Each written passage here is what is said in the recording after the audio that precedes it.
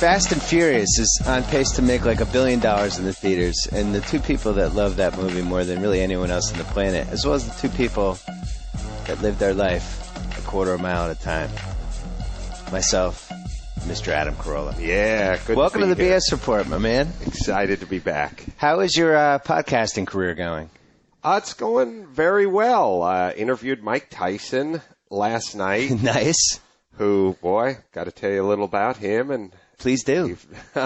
Alec Baldwin called me out of the blue the other day and said, I want to do the podcast. Let's do this. I'm in town. Let's do it.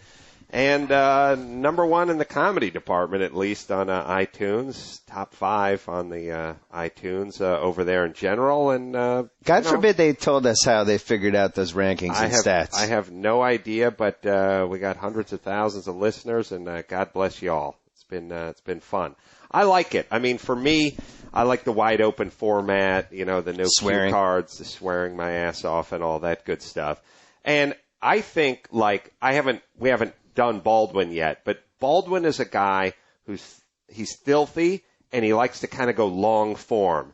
And seeing him on a talk show is good because he's clever and he's funny and he's fast, and 7 minutes with David Letterman's good, but an hour with me where he drops a few C-bombs is going to be awesome. So I'm looking forward to that. Well, the first time I went on, you dropped a couple F-bombs, and then I kind of dipped my toe in the water with one. It felt great. Yeah. It was like liberating. This is a really dated movie reference, but in Boy in the Plastic Bubble, and John Travolta's TV That's movie. Not dated. That's like 1976. It's going to be dated for anyone under 30. But he's in the bubble because he's got this weird immune system. He can't handle air or something. And at the end, they finally let him out of the bubble, and he doesn't care if he's risking his life. He's just walking around looking at the trees. You felt like when you dropped your first F-bomb? And my 10th. You know, in every one of those good movies, there's a love interest. Yeah. And at a certain point, they touch hands through the sheet of visqueen that blocks off his bedroom, and then they'll kiss through it, too. Right. And I just thought, first off, I remember watching that show when I was like 12 or 13 thinking, this guy is trapped in a habit trail, and he's getting more ass than me. I'm out breathing fresh air, germ-free. I'm in the 7th grade, and I can't get a phone number. This guy in the plastic bubble is getting more tail than I am. I was hoping that it was released on DVD, and I was hoping for a deleted scene that was like the scene in Midnight Express when Billy Davis sees his girlfriend for the first time, the masturbation through the glass scene. It's like, oh my God, John Travolta, put that thing away. I think, by the way, I'm pretty sure John Travolta dated the mom. Yes. And then she died of breast cancer or something. They were engaged and she died of cancer. You know, I got to say, it was a little fishy when they linked the actor whose sexuality is being questioned at the time, suddenly has a toward romance with a 40-year-old woman who's dying with cancer. Don't believe it? It's a little fishy to me. Even when I was 7, I was a little suspicious. Sure. Bill Simmons in the 2nd grade was a little skeptical. Yeah, I had my Coke bottle glasses, and I'm thinking, wait a second, this guy's she's 40 and she's got cancer? This is... I know. Yeah. It's always so sad, too, when you get into those conversations with your wife, and I don't recommend these, but like where you get into these, if I were that dude, hey, man, if I was that good looking and I was 21 and I was a toast of the town, I wouldn't be nailing some old bag. I'd be out having, and meanwhile, the old bag is the same age your wife currently is. It's never a good plan. No. Just keep those feelings to yourself, or maybe just between us. My wife's been getting very mad at me lately because I have this theory that on any reality show where they have to vote people off, whether it's Survivor, Real Road Rules Challenge, basically whoever has the biggest breasts is going in the first 3 episodes. The other women just Survivor team up on her every time. You see the big cans? She's going home in 3 weeks. They team up on her. The other woman they resent her so much for the breasts that they team up on her and they get her out. In a way, it's probably a good thing because in Survivor, you could mark the time by the cup size the cans drop as they become more emaciated. Week number 1, double D. 2 weeks in, C cup. Now we're down to a B cup. It'd be heartbreaking to see him wither away. It'd be like what happened to Ricky Bell. Yeah. Wait, he was the guy that... Well, it's like, I would, to use an actress analogy, it's like Jennifer Connelly, who was about as stacked naturally in a blessed way as anyone we've seen. And beautiful, and then they all worry about being all skinny and striated, and they all try to look like Madonna. And Aniston did it too. And chicks get jealous of other chicks' arms. Have you seen Madonna's arms? She has veins going. That's like, okay. She looks. I don't want a chick that looks like Marvin Hagler in his heyday. Yeah. I don't even care about the arms. I just like want a little meat. Whatever. I'm focused at the boobies. I got arms. I don't have boobies. I don't need something I got. The person I blame for that is Linda Hamilton in Terminator. Yeah, she decided to get the guns going. She got the guns for Terminator 2. It was a big deal. All those stores were like, oh, phenomenal shape. Whoa. Look at those guns. 5% body fat. She's ripped. And then Madonna did it, and then it became this accepted thing. You had to be a hot actress with great arms. Yeah, and then they started looking, if you go back and look at any of the old Iron Maiden record covers with the weird Skeletor sort of if you guys Google Iron Maiden record cover, you'll laugh your ass off because it's like it's the Crypt Keeper. It's like that weird, crazy. The eyes get bigger, everything gets sunken in, and the veins get big. But meanwhile, here's what I don't want: bigger arms, smaller boobs. I like to go the other direction. I like smaller arms, bigger boobs. Yeah. That's what you ladies need to focus on. Well, I'll tell you, did you watch Eastbound and Down, the HBO show? I've seen bits and pieces of it. Oh, it's in your wheelhouse. It's raunchy. Yeah, I really like it. I know it's filthy, but is there nudity? There's nudity. Oh, really? There's this girl, the love interest of it, who's a throwback, like a little beefy. Yeah. Very buxom. Mm-hmm. And basically from episode 1, you're just waiting for the nude scene. Right. So they did 6 episodes, 6 scenes. They finally come off, but they did the close-up. Really? And it was unclear if it was the body double or not. Uh-huh. And I mentioned this in a mailbag saying, it set her up 6 episodes. She finally... Mm-hmm. And then I got just a frightening batch of emails from readers who had analyzed this like the Zapruder film. Mm-hmm. And pointed out that it was definitely a body double because the original actress had freckles on her chest. Right. And this one didn't. One of them had a mole. The other one didn't. The bra was different. They wouldn't go close up if it wasn't a body double. Yeah. Well, it was one of the most controversial nude scenes ever. But back to my point. This was a throwback, old school 70s little meat on her girl, and people are, pausing her nude scene to make sure it's her. So it seems like the actresses should go in the other direction. Maybe put more meat on themselves instead of the cigarette, nicotine, personal trainer thing. I'm with you. Like, I like the old Lindsay Lohan that had some cleavage on her. What a tragedy. And not the emaciated one. And who now looks like her mom. You notice? Like she's got the long horse mom face now. Yeah. What happened to little chubby, cute Lindsay Lohan? I don't know. Ladies, if you're listening, have yourself another pudding pop and stop worrying about it and knock off the Pilates and also knock off all the core stuff. I don't like the core stuff. It's really a sign of the times.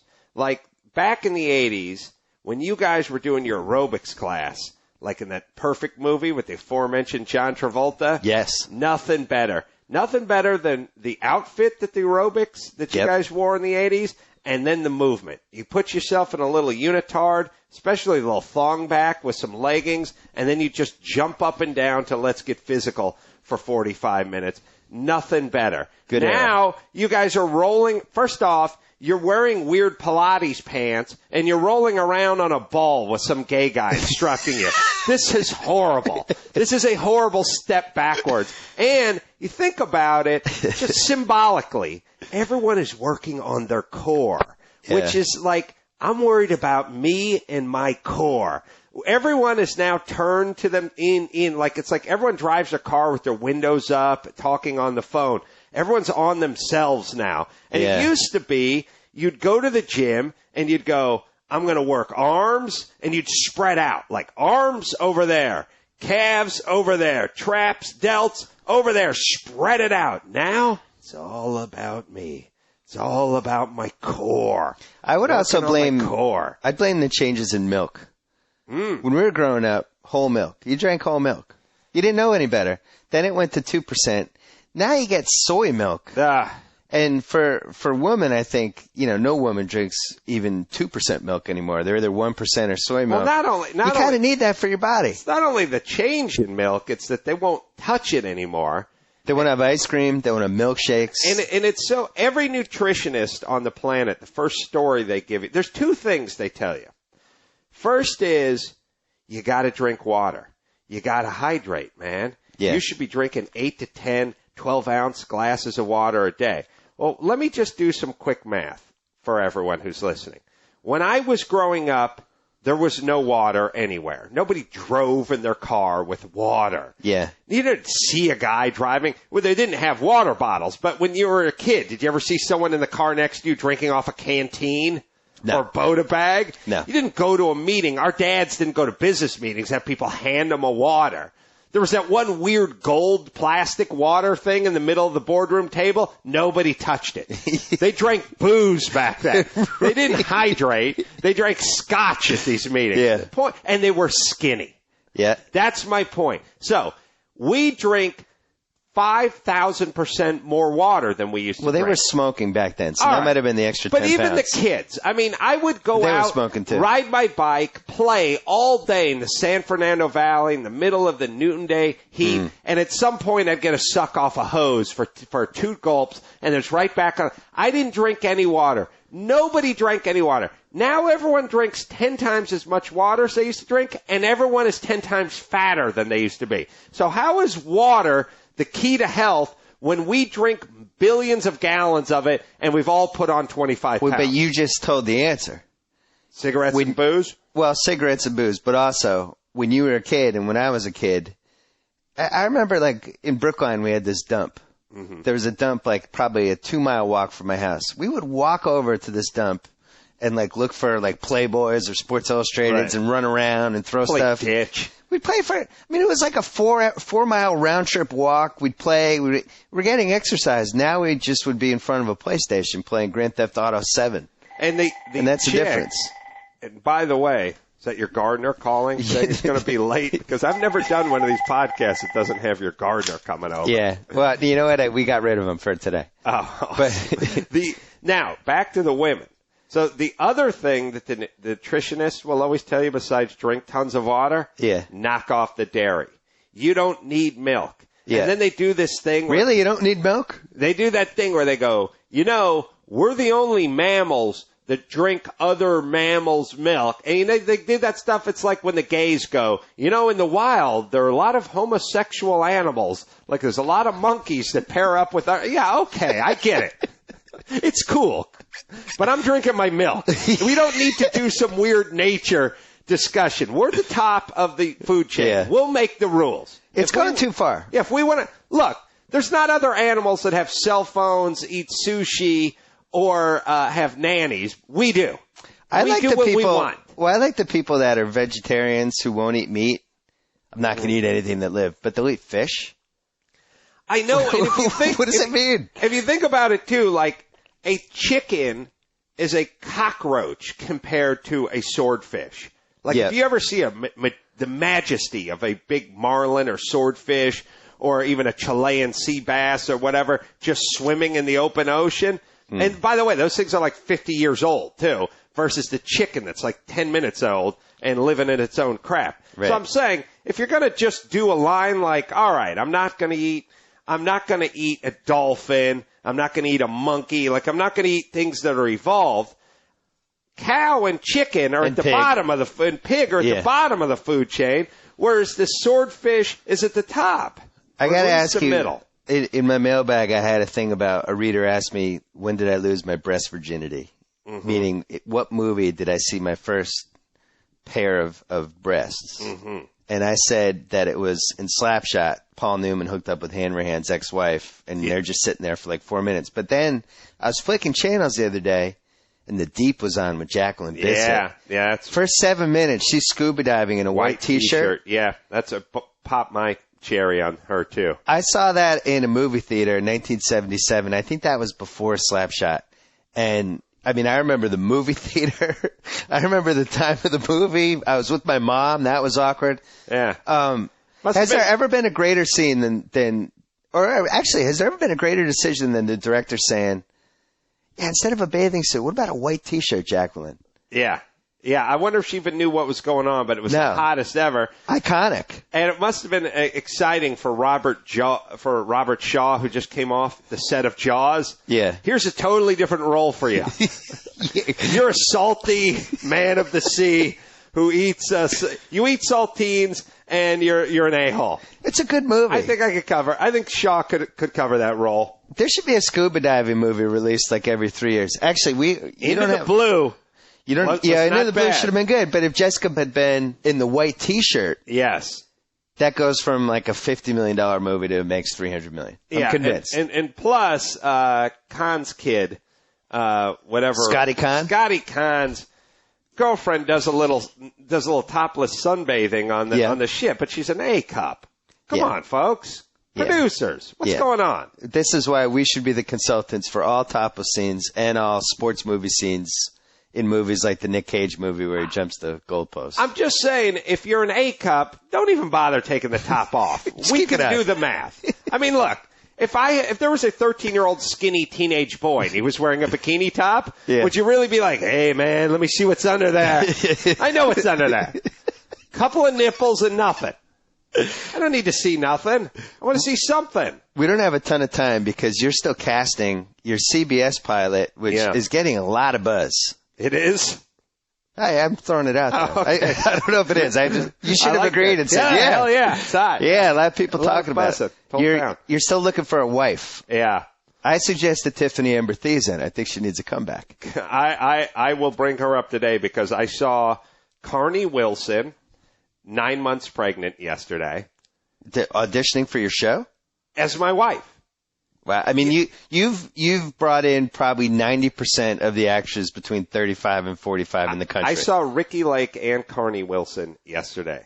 Was it stomach stapling day? Ricky Lake talked to us about natural birthing for an hour. Okay. And then Carney Wilson, ironically, came in as big as a house, ready to pop. I mean, she looked like a Macy Day Parade balloon ready just to pop. And she just walked in and she said, well, I can work for another 2 weeks, but then I gotta pop. And I said, oh, great. We're starting in 2.5 weeks. Thanks for coming. It's an awesome process. Well, there's one actress, we won't mention her name. You actually had an actress that had a complete nervous and mental breakdown. Yes. During the casting process that was really one of the defining moments of your career so far, just to be involved with this. First off, they're all 40-year-old women, and they're all the women that 20 years ago were the hot ingenues that we remember seeing on all those shows we were watching. Tell your theory. This is one of my top 7 favorite Carolla theories about when you're a kid, like for instance, you and I growing up, love Farrah Fawcett. Well, Cheryl Ladd. Well, but I'm saying, all right, Cheryl Ladd. We love Cheryl Ladd. Yeah. I love Cheryl Ladd. I actually like Cheryl more than Farrah Fawcett. Yeah, We've talked about this endlessly for hours and hours. Right. But there comes a point in, say, Adam Carolla's career, you become visible, you're on TV, you're doing radio, you're in your late 30s. Cheryl Ladd now, early 50s. Right. Maybe divorced. Right. You're at a Hollywood party together. Right. Somehow her career her stock has dropped, but yours has risen, and you reach this point where the 2 points meet. Right. And you could actually take her home and have sex with her. Yeah. And then there's a point where you'd be doing her a favor if you took her home and nailed her, which is comical too. Right. Yeah. It's like when I was 21 and Cheryl Ladd was 34 and I was swinging a hammer in the valley, if I pulled up in my crappy pickup truck and said, hey baby, you ready to get it on? 1,000,000 to 1 odds. Higher than that, and it would have. There's not enough roofies in Mexico to get that job accomplished. Right. But now there's the point where it's like an X, and you cross. She's kind of moving down one side, and you're moving up the other side, and where you cross, you're going to be at Tiffany Amber Thiessen. Yeah. You're going to be there in like 9 months. Yeah. 9 to 16 months, you guys are going to cross. I mean, the podcast is going gangbusters. Yeah. She might not be in your demo, but she's probably dated a few guys. Let's see. She's freshly divorced, and her husband was a huge Bill Simmons fan, so she had to hear all about you. A little revenge. She's getting a little bit long in the tooth. Maybe she's had a kid and hasn't fully bounced back, got a little bit of a gut or a stretch mark on her. You're right there. I mean, you're... Would I have to dress like Brandon Walsh or Mark Gosselaar to really complete how creepy it would be? Gosselaar. Come on. Gosselaar. All right, wait. We have like 10 minutes or something. Really? What the hell happened to the time? Well, you have to leave. You have to go cast your show. I know. You'll end up staying 5 minutes long. Fast and Furious. That's right. You and I... Yeah, it's funny. Our friend Jimmy Kimmel can be so condescending. Such a snob. And I texted him like, hey, Carolla and I are going to Fast and Furious Day. You want to go? I saw it. It was horrible. Don't waste your time. That was the email I got back. By the way, like that would slow us down. Yeah, so I emailed back. You don't understand. Like, we don't care that it's horrible. We love this franchise. We want it to be horrible. And then he sent some pithy email back. You guys have the highest IQ of anybody who've ever seen that movie. I take that as a compliment. I did we too. were the two smartest guys in the theater that day. Look, it is what it is. I mean, Jordana Brewster is a horrible actress. No, you're not giving her... I'm giving her too much credit? Yeah, horrible is too much credit. She was making faces that people make after that. What's that, Bell's palsy?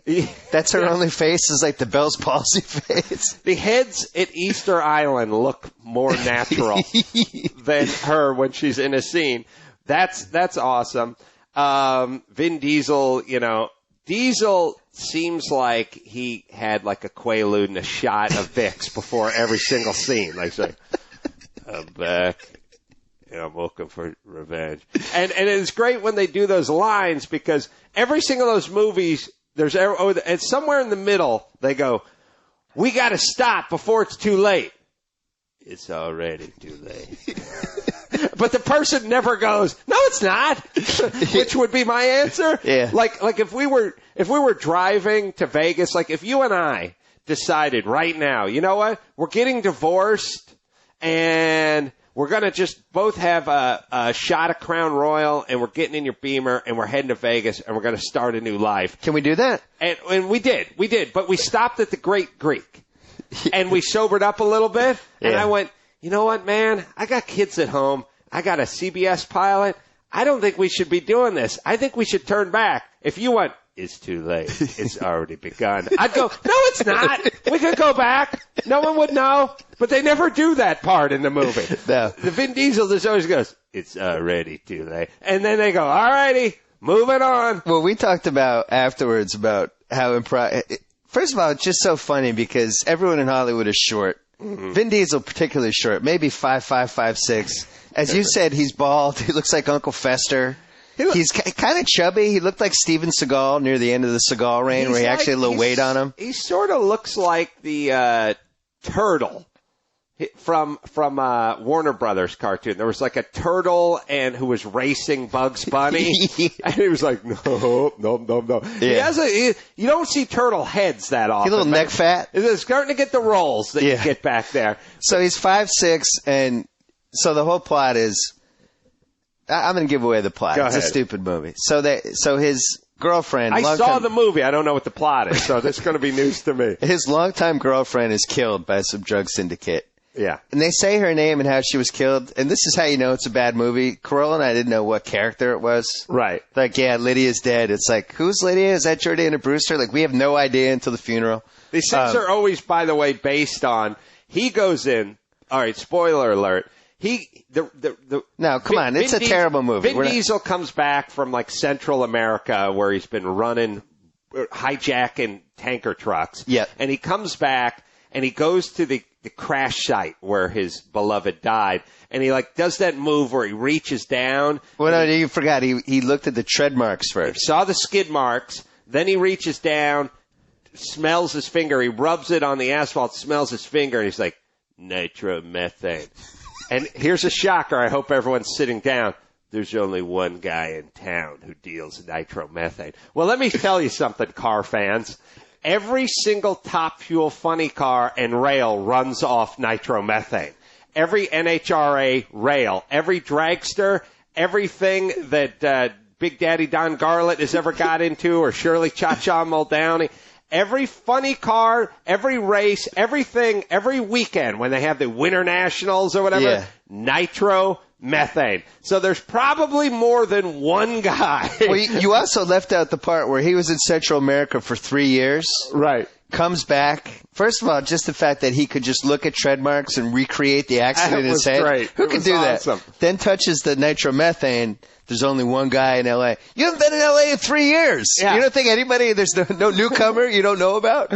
So he goes and he gets the information out of the guy and he shakes him down. Yeah, always a fun scene. They also do that thing, too, which is great, where he shows up back at the old hood, and that's where spinstress Jordana Brewster, who's never loved again. Well, let's talk about that. So in Fast and the Furious, the first one. Yeah. Paul Walker, turns out he's an FBI agent. He's involved with Jordana Brewster.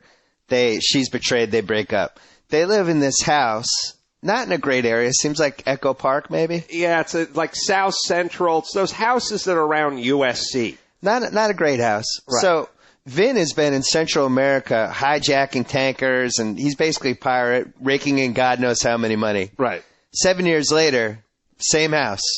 What are they doing with the money? And by the way, she's still in the 1919 7,000 square foot Craftsman in the middle of South Central, just living alone. Right. She's a hot 27-year-old chick just walking home from the market. Just walking home with the groceries. Bag of groceries. No job. And they do that great part, too, where he shows up, and they do this in all crappy movies. He shows up, and she goes, "What are you doing here? The feds have been watching this place for years. They know you're back. They're surrounded. They're going to catch you because they've been on stake. They're staking Well, they this showed the place car, out." and they showed the car outside, the stakeout. They're talking in the garage at night with the door open, just the light coming down the driveway. And she goes, "You can't come back here." And he settles this troublesome plot point by going, "Don't worry about it." And then you just move on. All right, well, we solved that problem. Must be great to write these movies, because somewhere you're in the writer's room and someone's going, "But wouldn't he be caught by the feds?" I know how we'll clear this up. Vin Diesel say, "Don't worry about it." All right, we'll just move forward. Cut to 25 scenes of him working in the garage with the door wide open at midnight. Radio on, light coming out. No way you'd ever catch him there. I love the feds are like, "We know he's coming back. He's in town. We got to get him." Like, this guy's wanted for 20 crimes. Right. In the garage, door open. At his house. Working on hot rod cars. Have you people not seen Dog the Bounty Hunter? Do you not know how this works? So Vin and Paul Walker, who's undercover, enter this. The drug syndicate has decided we're going to stage a street race to find out who our drivers are going to be. Listen, and I want to just say this. I'm not a member of a drug cartel, but here's how I'm pretty sure it doesn't work. When you're looking for drivers to run heroin in from Mexico to the United States, you do not stage a huge street party. You keep it on the down low. A huge street party with the guy who's in charge of the syndicate there hitting golf balls. Right, and everyone else is out in the parking lot pumping up the jam. They got a DJ out there. These guys are doing shots of Patron. They have a cocaine fountain. They've taken over 3 city blocks. There's a bunch of prostitutes flown in from Nevada. Like, I don't know about you, but if I was starting a drug cartel and I needed drivers to mule in the heroin, I would quietly go about sorting out these guys rather than having huge block parties. I always want to know where all the smoking hot chicks come from. Well, and then this leads to, so there's this like 5'11" hot chick who works for the drug syndicate. She's clearly, she must be a Russian model. Right. She's like 6 foot tall, beautiful, 100 pounds, and piercing blue eyes. Vin somehow at the party goes into the basement, which just happens to have the car that killed his girlfriend, which he knows because he could tell by the skid marks. Right. And by the nitro meth that he found on the ground. So he's admiring the car, and she comes in, immediately hits on him. Yeah. Because, again, a 5'6" bald guy with neck fat who doesn't have a job, how can he not be seduced? That's who he is in the movie, but we all know it's Vin Diesel who's going to save the day. And I'm not sure how these chance encounters work, because upstairs the party is raging. Downstairs, the Gran Torino that ran over his old lady is sitting alone in the dark. Yeah. Vin steals away from the party and sneaks down there. Through an elevator. Through an elevator. What is she doing? Just sitting on a stool until the strange guy with the neck fat shows up so she can hit on him? Like, is this what models do? And by the way, if this is how it works, where's the basement? Because the next party I go to, I'm just going to sneak off to the basement of the party while the party rages on upstairs and be like, I'm here. Where are we? Come on, Katrina. Well, I love, the whole theme behind the movie is Vin's avenging his girlfriend's death. Mm-hmm. Within 10 minutes, he's at this party getting hit on by 5 hookers, and he's got this, hey, it's going to be back in L.A. look. It's like, wait, you're avenging your girlfriend's death. Cracking a Corona. Yeah. And I know the one piece of groundbreaking plot that's never been done in a movie before is the good guy has to infiltrate the bad guy's gang. Yeah. And that you've never seen in a movie. It never happens. It's never happened. This is the first time this has ever happened. So it's like that movie with Zac Efron that's just coming out. Oh, the Body Switch movie? 17 again. It's never happened before. Yeah. No movie's ever been made about a father and a son where they switch roles. We should write a movie about a father and son who switch bodies, but the son switches bodies but also has to infiltrate a gang as a good guy. Yeah, and so there's always the test. And the test is, of course, the street race, because these guys need the fastest. And by the way, when you're smuggling drugs, ammunitions, I don't care if you're Al-Qaeda, I don't care if you work for the Mexican drug cartel, it's not about the fastest. It's usually about the quietest. Yeah, true. You know what I mean? It's not like someone goes flying through the Mexican-United States border at 180 miles an hour. That tends to draw the attention of law enforcement. He gets in a beat-up van and you have the stash under the floorboards and he drives at 17 miles an hour. Isn't that how smuggling works? Or it should have been like a challenge to see who could fit the biggest balloon of heroin up their ass. I would definitely watch that. The Ass and the Furious. It's too late. Heroin's already in. I've already keistered the ball of heroin. So Vin and Paul Walker go to Mexico in their cars, pretending to be mules, fast-driving mules, and stage a coup d'etat. It gets a little dicey. It gets a little confusing because somehow the cartel is now. I hope you're all sitting down. These guys are an evil drug cartel. Oh, you're right. And it turns out they just hire these drivers. Once the drivers get the stash across the border into Arizona or Texas or California, they then shoot them all? Yeah. Is that what happened, or am I a little confused about this? I think that's what happened. They don't want any witnesses or something. But they're not going to get Vin Diesel, because Vin Diesel opens up the NAS. Yeah. And this is what I'd been waiting for a long time. Talk about the NAS. The NAS is something that it's nitrous oxide. It's the same crap the dentist knocks you out with, but it burns like a wildfire. And in the movies, this is when they click the switch and the car goes... Right. And they always wait until the end of the race. I want to say hit it a little earlier. But he unscrews his NAS bottle and he starts letting his car fill up with this explosive gas, and then he hits the cigarette lighter. Yep. Now, let me just say this. This is a passion of yours. In an old car, if you ever hit a cigarette lighter in an old car, as soon as you pull your finger off, it pops out again. Yeah. You know what it's like? It's like the wash basin. It's like the faucet at the airport with the spring-loaded thing, or at the park where you hit the top. Yeah. You hit it, you put your hand under it, it pops up again. Because when it gets old, the action gets bad and it doesn't stay for 10 seconds. So you didn't think this was realistic? He hits the cigarette lighter, but even in a new car, when you hit the cigarette lighter, it's like 1 Mississippi, 2 Mississippi, pop, right? It's about 3 to 8 seconds. I'd say 3 seconds max. Okay. He hits the cigarette lighter, then he gets out of his car and he slowly... Vin Diesel doesn't do anything in a hurry.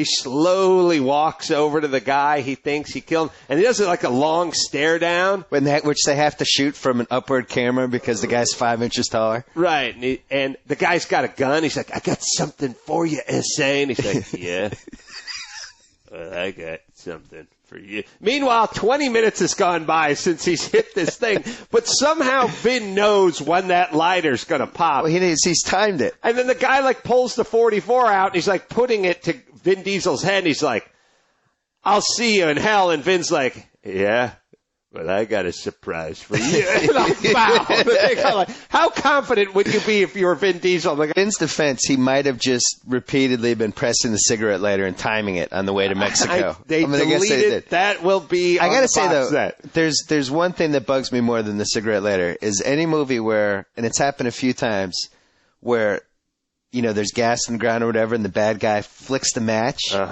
And throws it into midair, and somehow the match stays on fire until it hits the ground. Slow motion. You and I could go outside my house right now and try to do that, and I bet in 100 tries, every time it would go out. Worse is the slow motion flick of the cigarette butt. Oh, yeah. That's another thing, too, because, by the way, all this stuff is really disappointing. Like, you take gasoline, you throw it on the ground, you throw a cigarette butt on it, the cigarette goes out. Yeah, the gasoline puts the cigarette butt out. It's no good. The slow motion. You flick anything in slow. If I took a cashew right now, and we were making a movie, and I flipped it in slow motion, it would explode when it hit the ground. Fireball. So I've learned not to flip things in slow motion from watching these movies. So Vin and Paul Walker get control of the drugs. Mm-hmm. And now they're going to cut a deal. Yeah, I want to make a trade. Yeah. And I want head of the drug cartel. I want him to be there. I want him to be there personally to deliver it. That the drug cartel never figures out that they want the guy to be there because they're secretly working with the FBI. Right. That never enters anybody's mind. Why do they want him to be there? And by the way, they have millions of tons of heroin. What do they need to bring the head honcho across the border? Well, they always have to have that. They always have to have that scene where the guy's like, "You got something of mine. I want it back." It's like you've kidnapped his child. It's basically just this box of heroin. Right. And so he comes back and risking life and limb in a lifetime in prison. And the FBI's completely surrounded the joint. But somehow, and by the way, if I was in the FBI or the ATF or any of these, or any police department, you'd be furious. There would be a class action lawsuit against every filmmaker who's ever made a film depicting me and my incompetence. 24 also does it. The entire FBI has this small corner, small dock number 17 in the port of Los Angeles, surrounded. The main drug cartel guy in the world is standing in the middle. They always get away. Yeah. They always get away. Always. And they do that thing where there's always the guy who resents whoever the star FBI guy is. Right. Like in the beginning, Paul Walker, he's chasing this bad guy, jumping across buildings and basically jeopardizing his life for 10 minutes, jumps through a window to get the guy. Yeah. And then afterwards, like one of the other guys is giving him crap. Hot shot, hero. Yeah. Got to play by your own rules. Do it your own way. Yeah, jumping from buildings, yeah. First off, it's the same scene Ice has with Maverick in Top Gun. Yeah. Every single over and over movie again. has one of those scenes over and over again. And by the way, just like the part of the movie where the person says, "We got to stop before it's too late." It's already too late. And the guy never says, "No, it's not." The other guy never defends himself. Because the opening scene is Paul Walker chasing some junkie over a roof, diving through a window, cartwheeling over a fence, jumping over a hood, getting the crap kicked out of him. Getting shot at, cuffing the guy and bringing him in. And then when the a-hole guy in the FBI goes, you're a hero, and we don't need them because they're dangerous, okay? So no more showing off, okay, Sparky? The guy never goes, "Hey, man, I got 3 stitches in my lip. I busted my ass. I got a herniated disc over here, and I brought the guy in myself. Okay, right. So don't give me any crap. Are you nuts? I busted my hump. What have you done? What have you done? You were at a desk all day, you right? jerk. They never do that. They also do the thing where they do this at 24 every season, where regardless of all the good things the guy has done and all the times he's risked his life and all the good he's done for crime in the country, yeah. One slip up, You're off the case. You're under suspension. Right. Have you guys not seen any episodes of your own show where this guy busts the guy at the end? You don't know that part's coming? In 24, it's like season 7. Jack saved the world 1,000 times. Right. He's risked his life. He's disarmed nuclear bombs by himself. And somebody dies there like, Jack Bauer's our lead suspect. It's like, what? He saved his world 7 times. This is essentially like you being a manager of a baseball team, having a guy who gets 2 strikes on him and then homers every single time he goes to the plate, except for this time he gets 2 strikes on him and you walk out and you go, lean into this one. Yeah, I don't want you. I want the bat on your shoulder. You either watch it. Play by our rules. Right. You've not seen all the other times the guy gets the 2 strikes and then hits the dinger. Ugh. You've not seen that? You don't know how this goes? Well, for us, movies like this where we could just pick apart and they're so inane, but at the same time enjoyable. You can make fun of them. You and I, we were talking during the theater. We didn't care about the other people. Well, that's the beauty. When you see when you see a Merchant Ivory film and you start talking in the middle of it, you get shushed. Right. This one, if you don't talk, someone kicks the back of your chair and go, why aren't you guys talking? You're like, Should you guys be laughing? I was just taking a draw off my Dr. Pepper. We'll get back on it. Oh, yeah. Okay. Yeah, everyone just talks. So it's one of those movies for you and your Real House. But then on top of that, just Cars. Your single favorite thing. Yes, it's Cars. It's Jordana Brewster who... Can't act. Well, some of the Cars, some of those Acuras, the slammed Acuras, were actually doing a better job of acting than Jordana Brewster. Jordana Brewster, and then, of course, you got Vin Diesel and Paul Walker. And by the way, when your bad acting stands out, standing between Paul Walker and Vin Diesel reading a horrible script, that's You've trouble. accomplished something. We were talking about it, like, hey, Hollywood just doesn't make sense to me. Here's a movie that as soon as I heard about it, I was like, this is going to do gangbusters. Mm-hmm. It's going to do great. But because like Paul Walker and Vin Diesel, whatever, they haven't been successful the last few years. Mm-hmm. It took Hollywood like a while to come around and be like, let's put them back together. Look, we like this movie. We like these idiot actors together. Just keep trotting them out. And not only that, as I told you, because see, you don't realize there's another level beneath Fast and Furious, and you don't go there. You don't understand that in the basement of action movies, there's another basement below it, and you won't go through that trap door, Bill. What is it? It's called Red Line. Oh, yeah, with Eddie Griffin. It's the knockoff movies of the bad knockoff movies. It's like somebody said, what if we made Fast and Furious with worse actors and a worse script? That's the level. See, the great news about Fast and Furious is it spawns all the knockoffs. Yeah. We'll get another Red Line because of Fast and Furious, and I highly suggest you watch those because it has everything you love about the Fast and the Furious minus any monicum of acting or script or anything at all. Well, one of the reasons I want your CBS pilot to succeed is because that will enable us to finally write the Smokey and the Bandit remake that we've been dying to make. The simplest, dumbest movie ever that would work if they re-released it today. Absolutely, and God bless him, Jerry Reed just passed away. Oh, yeah. A few months ago. I was watching Little Bandit 3. Yeah. When Burt Reynolds said, nah. And they were like, Can we build it around Jerry Reed? Well, let's give it a whirl. Hey, Jerry Reed, God bless him. He was a great guitar player, but he wrote one of the laziest theme/love songs ever. Oh, yeah. Now, Eastbound and Down, that's a classic. Yeah. But there was the love scene song, too, where Sally Field and him were going to get it on by the river. Yeah. And he told Sally only took his hat off for one thing. Yeah. And he never said what, but I guess it was to adjust his rug. But he never, that's what I got. Anyway. Yeah. Then the theme song to the Bandit became the love song, not the Smoking the Band, but the love song. Right. And they must have went to Jerry Reed and they said, look, we love what you did with the, Eastbound and Down, Loaded Up and Truck, but we also need a love song. And he's like, all right, I got one. They call him the Bandit. They call him the Bandit. They call him the Bandit. He's got a Woody. They literally just said, it was just like they call you the Bandit 15 times. Yeah. Here you go. Love song. There you go. Can you imagine him turning that in and they're like, it's great, Jerry. It's awesome. It's just what we wanted. You just say his name 15 times while he nails Sally Fields? He's got no pants on. They call him the Bandit. All right, you have to go. Oh, Thank you for spending so much time with us. And we can check your podcast every day at CarollaRadio.com. Yeah, you can go to iTunes or you can go to AdamCarolla.com and check out my podcast. All right, good luck finding a CBS wife. Thanks, kiddies. Talk to you later. So I get to sign off. Whoa.